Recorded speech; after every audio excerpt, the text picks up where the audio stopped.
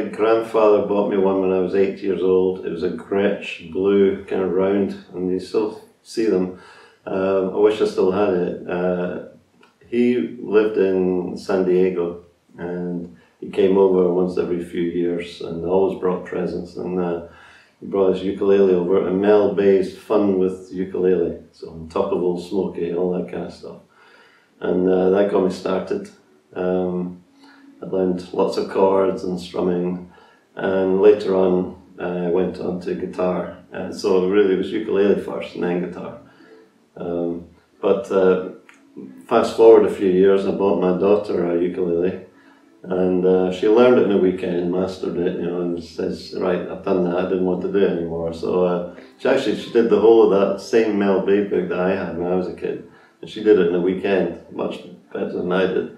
And so I was stuck with this ukulele, and I started playing around with it, and I noticed how close it was to the Baroque guitar, because I'd been playing Baroque guitar, and I started arranging Baroque guitar music for it, and it sounded great, and I was really quite pleased with it. And then I eventually I gave that bunch of pieces to Mel Bay publisher, see if they would publish it, and it became my first ukulele book. I've now done about 12 or so books for Mel Bay and ukulele.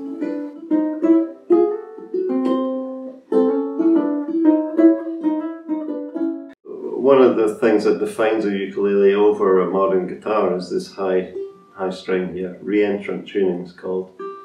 Starts high, goes low, and then up again. And to me, that defines a ukulele. So I'm not someone who uses a low G. To me, that's like small guitar. But I don't want to be negative. There's a lot of people playing great stuff on ukuleles with low Gs. But for me, I like the high G, and it immediately puts me into a different world from guitar playing. So instead of doing a scale, C major, like a guitar player might do it, you know, I would be doing it across strings, you know, and then I do the C, D, E, F, and then G here, A, B, C. So again, using all 4 strings instead of just the 3. And that's called campanella. It means little bells, so the notes ring over each other.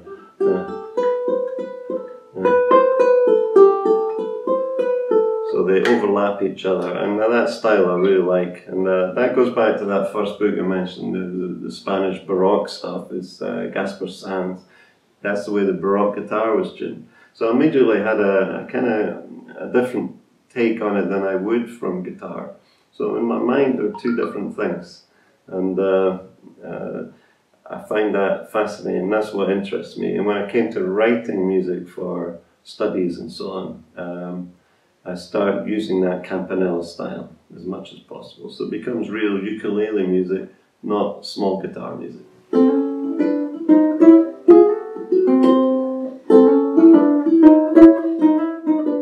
Alright, well, I've done, say, a number of books for Mel Bay.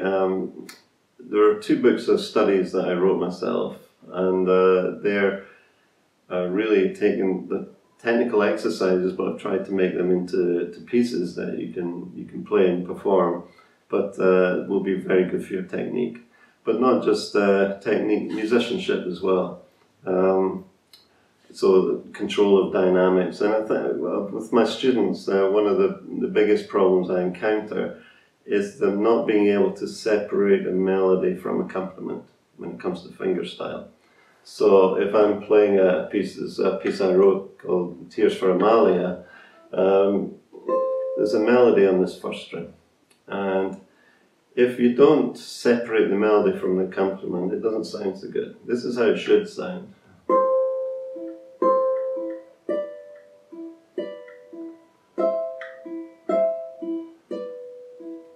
So on. It goes on for a minute or so. If I maybe hit the second string too loud, that's too dominant. If I play the thumb stroke too loud, we've got a completely different piece. So you need the control of dynamics in the fingers. So each finger should be able to play the accented note at any time. And this is one thing that a lot of students find it hard to develop that. So here's an exercise, if you want a quick exercise. If say I'm going to play a rolling arpeggio of 8 notes, 1, 2, 3, 4, 5, 6, 7, 8, right? We might get a bar of music in 4/4, we might have a G chord. 1 and 2 and 3 and 4 and that kind of thing. Now I want you to stop thinking of 1 and 2 and start thinking of 2 groups of 3 and 1 group of 2. Still adds up to 8. And I want you to put accents on the 1. So there's 1, 2, 3, 1, 2, 3, 1, 2. So the thumbs, the outer strings have got the accent.